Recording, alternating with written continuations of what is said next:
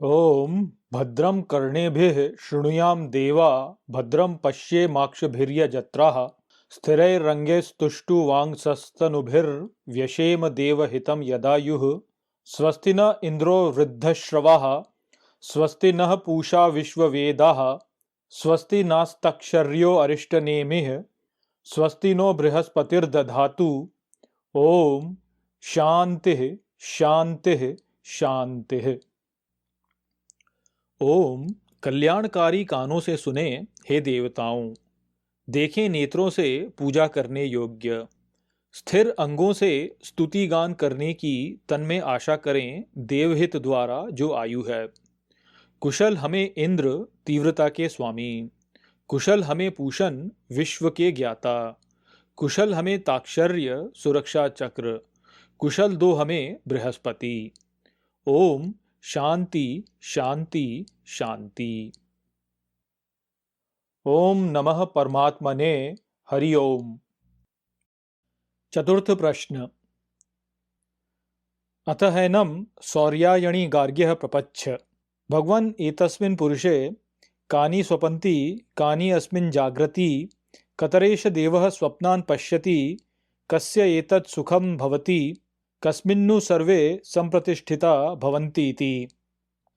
अब उससे सौर्यायणी गार्ग्य ने पूछा, भगवन, उस स्थिति में पुरुष में कौन सोता है, कौन इसमें जागता है, कौन सा ये देव स्वप्नों को देखता है, किसका यह सुख होता है, किसमें सभी साथ में प्रतिष्ठित होते हैं। इस प्रकार। व्याख्या। भगवान पिप्पलाद से चौथा प्रश्न करने वाले सौर्यायणी गार्ग्य हैं, जिन्होंने उनसे पूछा कि भगवान, यदि प्राण ही शरीर में वास कर उसको चलायमान करता है, तो फिर वह कौन सा देव है जो पुरुष में सोता है, जागता है, स्वप्नों को देखता है, सुखी होता है, तथा कौन है वह जो सभी के साथ में प्रतिष्ठित होता है। यहाँ ध्यान दीजिए कि जैसे जैसे प्रश्न आगे बढ़ रहे हैं, प्रश्न पूछने वाले का स्तर भी ऊपर उठता जा रहा है। पुनः समझिए कि सौर्यायणी गार्ग्य कोई ऐतिहासिक व्यक्ति नहीं है, अपितु आध्यात्म के मार्ग में प्रगति का एक पग है।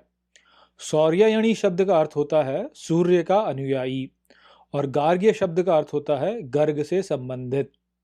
सूर्य के अनुयायी होने का अर्थ यह नहीं है कि व्यक्ति आकाश में उगने वाले सूर्य का अनुयायी है।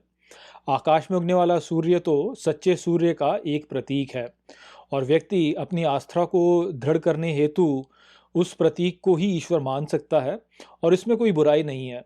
किंतु सूर्य शब्द का अर्थ, जैसा कि हमने पहले समझा है कि सूर्य शब्द का अर्थ होता है प्रकाशमान, तो इस प्रकार से सूर्य का अनुयायी वह है जो प्रकाश का अनुयायी है, अर्थात जो ज्ञान के प्रकाश में है। गर्ग शब्द का अनुवाद मूलतः लोग केवल एक ऐतिहासिक मुनि के रूप में करते हैं। ऐसा अनुवाद करना पुनः गर्ग शब्द के महत्व को नष्ट कर देना है। गर्ग शब्द के अन्य अर्थ भी होते हैं, जैसे गर्ग वैदिक छंदों को मापने की एक इकाई होती है, या गर्ग शब्द का अर्थ ऋषभ भी होता है, अर्थात सांड। बृहदारण्यक उपनिषद में हमें देखने को मिलता है कि कैसे राजा जनक के राजसूय यज्ञ में विदुषी गार्गी ने ऋषि याज्ञवल्क्य से दार्शनिक प्रश्न किए थे। विदुषी गार्गी का पूरा नाम है गार्गी वाचक्नवी, अर्थात वह जो वाचक्न्व की पुत्री है। ये जो वाचक्न्व हैं, ये ऋषि गर्ग की वंशावली के ही हैं। यहाँ ध्यान दीजिए कि वचक्नु शब्द का अर्थ होता है अच्छा बोलना। इस प्रकार से वाचक्नव वह है जो अच्छा बोलता है। अब जैसा कि हमने अभी जाना कि गर्ग वैदिक छंदों को मापने की एक इकाई होती है, तो ऐसे हम समझ सकते हैं कि गर्ग का संबंध छंदों में उत्पन्न हो रही मधुर वाणी से है। दिव्य ज्ञान जब नीचे उतरता है तो वह छंदों में ही उतरता है, जो सुनने में बहुत मधुर होता है। जो व्यक्ति आध्यात्म में प्रगति कर जाता है, वह इन छंदों को अपनी ओर आकर्षित करने लगता है। वेदों में ऋषियों ने प्रार्थना की है कि वे सामों को आकर्षित कर सकें। इन सामों के द्वारा ही आगे सामवेद की उत्पत्ति हुई है, जो वेदों का उत्कर्ष है। गीता में श्री कृष्ण कहते हैं कि वेदों में मैं सामवेद हूँ। आश्चर्य की बात यह है कि बाइबल में भी इन प्रार्थनाओं को साम ही कहा गया है। ज्ञान की उपासना करने वाले को जब दिव्य ज्ञान स्वतः ईश्वर से प्राप्त होने लगता है तो उस व्यक्ति को गर्ग की वंशावली का कहा जा सकता है। यदि हम सूर्य और गर्ग को इस प्रकार से समझें तो हम यहाँ प्रश्न करने वाले सौर्य यानी गार्ग्य को और गहराई से समझ सकते हैं।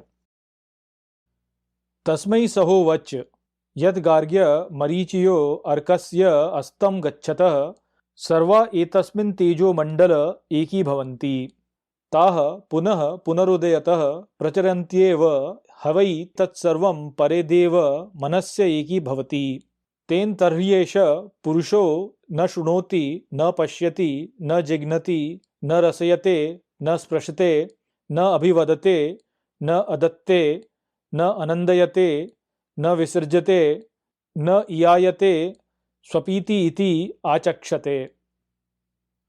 उसके लिए उसने कहा, हे गार्ग्य, जिस प्रकार सूर्य की किरणें पृथ्वी और स्वर्ग के बीच उपस्थित वायुमंडल में अस्त होकर चले जाने की स्थिति में सब तेज का मंडल एक हो जाता है, वह पुनः उदय होने पर पुनः आचरण करने लगता है, उसी प्रकार सब उस परे मन के देव में एक हो जाता है।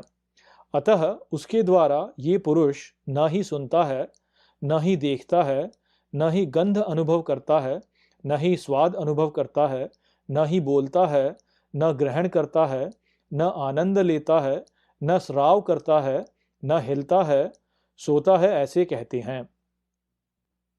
प्राणाग्रय एवे तस्मिन् पुरे जागृति गार्पत्यो हवा एषो अपानो व्यानो अन्वहार्य पचनो यद गार्पत्यात् प्रणीयते प्रणयनाद आवाहनीय प्राणः। प्राण के आगे होने से ही उस स्थिति में शरीर जागृत होता है। गार्पत्य अर्थात गृहस्थ की अग्नि ही ये अपान है। व्यान अन्वहार्य पचन है अर्थात आहार पकाने की अग्नि। जो गार्पत्य से प्राप्त होकर अनुप्राणित होता है आह्वनीय अर्थात आह्वाहन की अग्नि प्राण है। यदुच्छ्वासनिः श्वासो एतो आहुति समम नयति इति स समानः मनोहवाव यजमान इष्टफलम एव उदानः स एनम यजमानम अहरहर ब्रह्म गमयति। जो श्वसन की दोनों श्वासों को आगे से समान आहुति में ले जाता है, ऐसे वह समान है। मन ही यजमान है, इष्ट फल ही उदान है, वह इस यजमान को प्रतिदिन ब्रह्म की ओर ले जाता है। व्याख्या। भगवद गीता के चौथे अध्याय में श्री कृष्ण ने साधकों द्वारा प्रदान की जा रही विभिन्न प्रकार की आहुतियों में से एक आहुति प्राणों की आहुति भी बोली है। यहाँ पर हम उस विचार के संपूर्ण महत्व को समझ सकते हैं। सबसे पहले हम ये समझते हैं कि भगवान पिप्पलाद ने यहाँ क्या कहा है और आगे फिर हम उसके महत्व को समझेंगे। भगवान पिप्पलाद यहाँ कहते हैं कि जिस प्रकार सूर्य के अस्त हो जाने पर वायुमंडल में उपस्थित तेज एक में ही विलीन हो जाता है और सूर्य के पुनः उदय होने पर पुनः वायुमंडल में आचरण करने लगता है, उसी प्रकार प्राण भी उस परे मन के देव में एक हो जाता है और तब पुरुष की सभी इंद्रियां निष्क्रिय हो जाती हैं। उस स्थिति में पुरुष कुछ नहीं करता, केवल सोता है।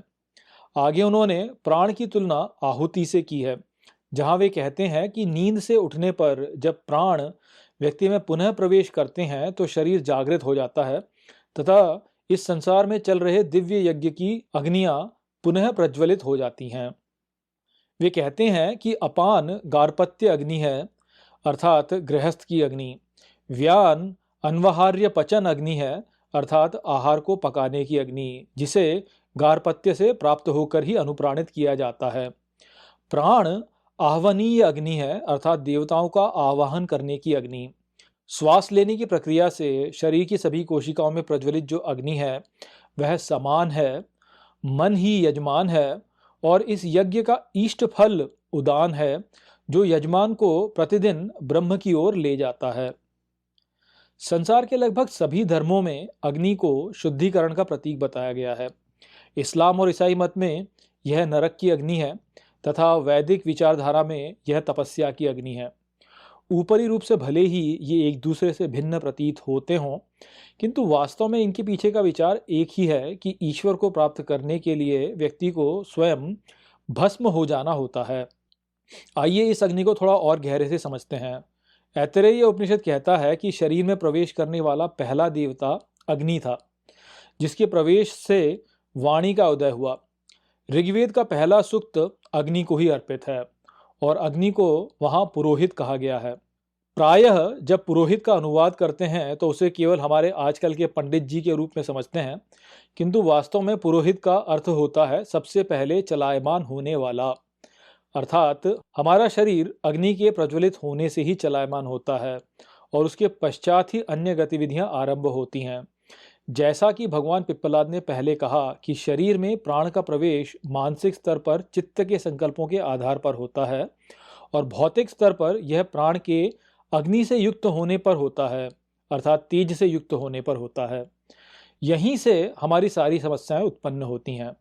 संकल्पों की पूर्ति के लिए शरीर का चलायमान होना अनिवार्य है तथा शरीर को चलायमान रखने के लिए भोजन ग्रहण करना अनिवार्य होता है, किंतु भोजन ग्रहण करने के लिए संघर्ष करना होता है। तो आप देख सकते हैं कि मनुष्य का जीवन एक यज्ञ के अनुरूप है, जो मानसिक स्तर पर यजमान के संकल्पों द्वारा आरंभ होता है तथा भौतिक स्तर पर यज्ञ की अग्नि द्वारा आरंभ होता है। इन विचारों को जान लेने पर यहाँ जो प्राणों की व्याख्या भगवान पिप्पलाद ने दी है उसे समझा जा सकता है। व्यक्ति शरीर धारण करता है मन में संकल्पों के उदय होने से, और शरीर के धारण होते ही यज्ञ आरंभ हो जाता है क्योंकि शरीर की अग्नि प्रज्वलित हो जाती है। इस प्रकार से मन ही यजमान है जिसके संकल्पों से यज्ञ आरंभ होता है। शरीर को बनाए रखने के लिए अन्न ग्रहण करना होता है, और जैसा कि ऐतरेय उपनिषद में हमने देखा कि अन्न केवल अपान द्वारा ग्रहण किया जा सकता है। अब यदि व्यक्ति मन में संकल्प रखता है कि जीवन केवल खाओ पियो ऐश करो तक सीमित है, तो वह अपने सभी कर्मों की आहुति अपान को दे रहा है। ऐसे व्यक्ति की सभी क्रियाएं गृहस्थ तक ही सीमित रहती हैं, इसलिए अपान गार्हपत्य अग्नि है। जिस प्रकार अन्न को पकाने की आन्वहार्य पचन अग्नि को गार्हपत्य अग्नि से प्राप्त किया जाता है, वैसे ही शरीर में भोजन के पाचन की व्यान अग्नि को अपान से ही प्राप्त किया जाता है। देवताओं के आह्वान की अग्नि को भगवान पिप्पलाद ने प्राण कहा है। प्राण हमारे शरीर के ऊपरी भाग को अनुप्राणित करता है, जिसके द्वारा हमें ज्ञान प्राप्त होता है। अन्न का पाचन तो यंत्र भी कर सकते हैं, जैसे वाहन जो है वह अपने इंजन को चलायमान करने के लिए ईंधन भोगता है, किंतु यंत्रों की कोई स्वतंत्र इच्छा शक्ति नहीं होती।